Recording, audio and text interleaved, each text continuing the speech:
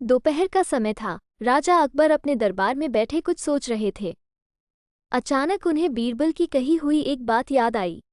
उन्हें याद आया कि एक बार बीरबल ने उन्हें एक कहावत सुनाई थी, जो कुछ इस तरह से थी: खाने के बाद लेटना और मारने के बाद भागना एक सयाने मनुष्य की निशानी होती है। राजा सोचने लगे, अभी दोपहर का समय है, यकीनन बीरबल खाने के बाद सोने की तैयारी में होगा। चलो आज उसकी बात को गलत साबित किया जाए। ये सोचकर उन्होंने एक सेवक को आदेश दिया कि इसी वक्त बीरबल को दरबार में उपस्थित होने का संदेश दिया जाए।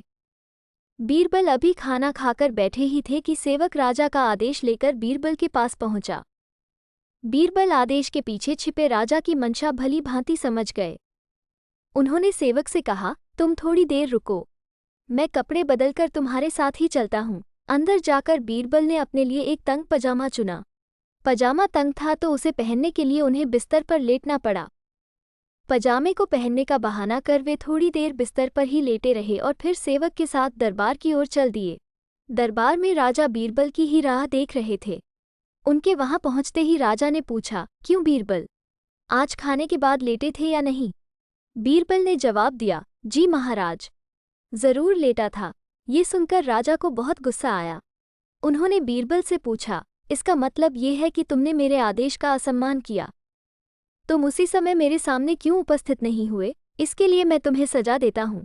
बीरबल ने तुरंत जवाब दिया, महाराज, ये सच है कि मैं थोड़ी देर लेटा था, लेकिन मैंने आपके आदेश की अवहेलना नहीं की है।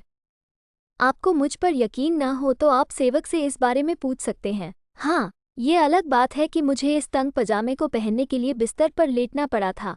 बीरबल की इस बात को सुनकर अकबर हंसे बिना रह न सके और उन्होंने बीरबल को दरबार से जाने दिया। इस कहानी से हमें ये सीखने को मिलता है कि परिस्थिति को भांपते हुए हमारे द्वारा उठाया गया एक कदम हमें अनेक मुसीबतों से बचा सकता है।